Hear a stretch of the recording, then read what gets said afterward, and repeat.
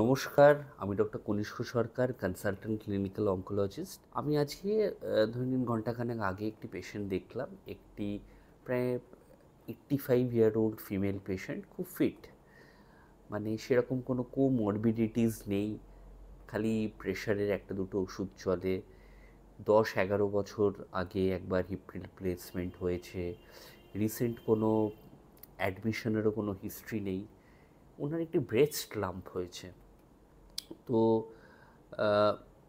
ওনাদের না প্রথম আমার কাছে এসেই প্রথম কথাই হচ্ছে, স্যার আমরা না বায়োপসিও করাতে চাই না।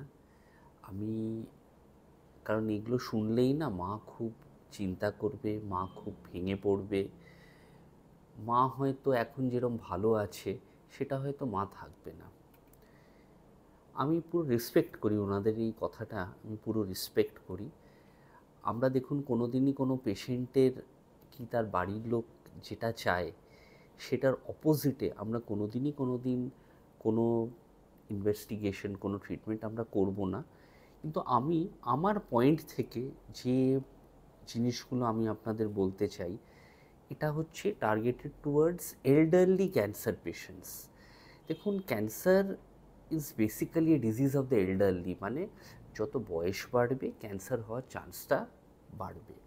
আমাদের দেশের এখন লাইফ এক্সপেক্টেন্সি বাড়ছে, মানে মানুষের অ্যাভারেজ আয়ু আস্তে আস্তে বাড়ছে। কারণ এরকম কিন্তু হতেই পারে যে 70-80 বছর বয়সের খুব ফিট লোক, তার কারোর হয়তো প্রস্টেট ক্যান্সার, কারোর হয়তো ব্রেস্ট ক্যান্সার, কারোর হয়তো লাং ক্যান্সার, এগুলো ডেভেলপ করছে। তো সেখানে আমাদের কাছে দুটো অপশান আছে। একটা অপশান হচ্ছে যে আমার বাবা কি আমার মা, ওনাদের আমরা কিছু বুঝতে দেব না, মানে মোট কথা আমরা চোখটাকে বন্ধ রাখবো। কিন্তু আপনারা একটা কথা ভেবে দেখুন, চোখ বন্ধ করলে কি বিপদটা চলে যাবে? তা কিন্তু নয়। তার কারণটা আমি বলছি কেন, যে এখন ক্যান্সারের যেটা চিকিৎসা সেটা খুব অ্যাডভান্সড হয়ে গেছে, খুব কম সাইড এফেক্টের চিকিৎসা এখন এসে গেছে। মানে আগে হয়তো যেই চিকিৎসার অনেক সাইড এফেক্ট হতো, সেই চিকিৎসাগুলোই অনেক রিফাইন্ড হয়ে গেছে, তার সাইড এফেক্টস অনেক কম হচ্ছে। আবার এরকমও ভেবে দেখুন যে যেই স্টেজে ধরা পড়লো, মানে ধরে নিন একটা 2 সেন্টিমিটারের একটা ছোট্ট একটা টিউমার ব্রেস্টে, সেইটা হয়তো খুব সহজে কেটে বাদ দেওয়া যেতে পারে। তারপরে হয়তো খুব মুখে খাওয়ার না কিছু ট্যাবলেট দেওয়া যেতে পারে, যদি সেইগুলো হরমোন রিসেপ্টর পজিটিভ হয়। কি ধরে নিন কাউকে একটা শর্ট কোর্স অফ রেডিওথেরাপি দেওয়া যেতে পারে বিভিন্ন ক্যান্সারে।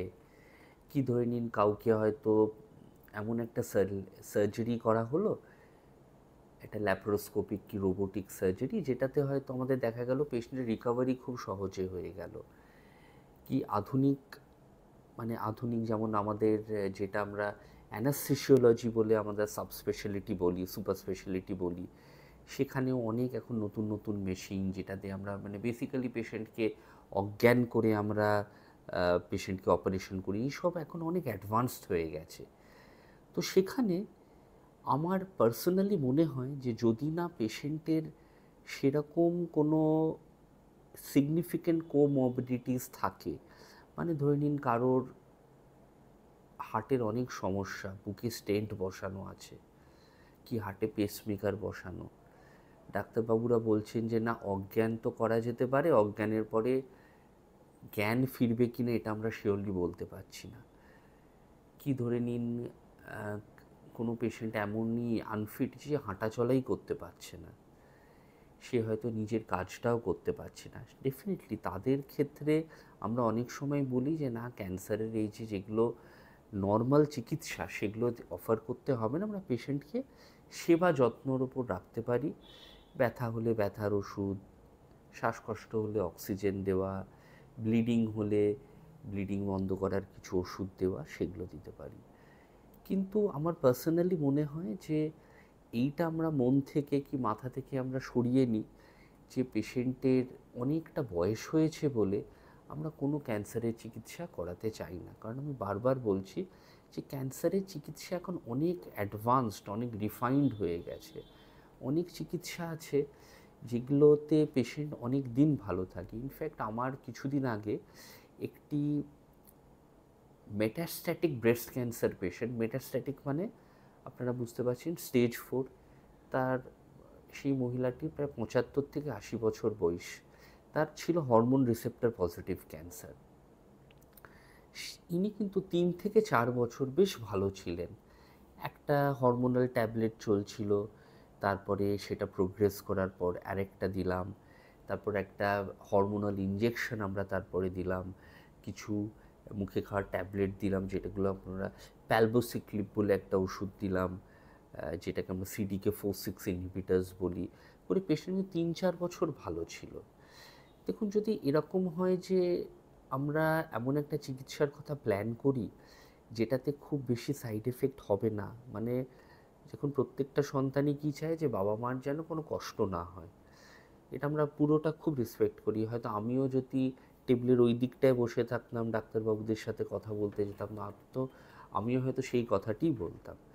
কিন্তু আমার পার্সোনালি আমি যেই জিনিসটা আমার আগের পেশেন্টের সাথে শেয়ার করলাম, সেটাই আমি আবার আপনাদের সাথে শেয়ার করছি যে age is not a factor. The factor is the fitness of the patient and the presence or absence of comorbidities in the patient. যদি পেশেন্ট ফিট থাকে, সে যদি 80-85 বছর বয়স হয়ও, তাকে ডেফিনেটলি আমরা কিছু চিকিৎসা তো ডেফিনেটলি অফার করতে পারি। It is better than offering no treatment.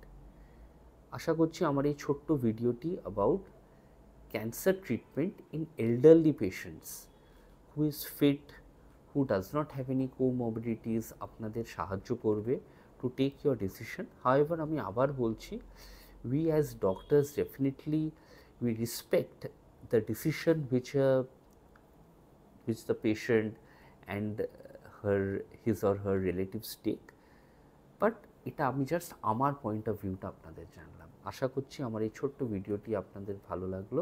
নমস্কার।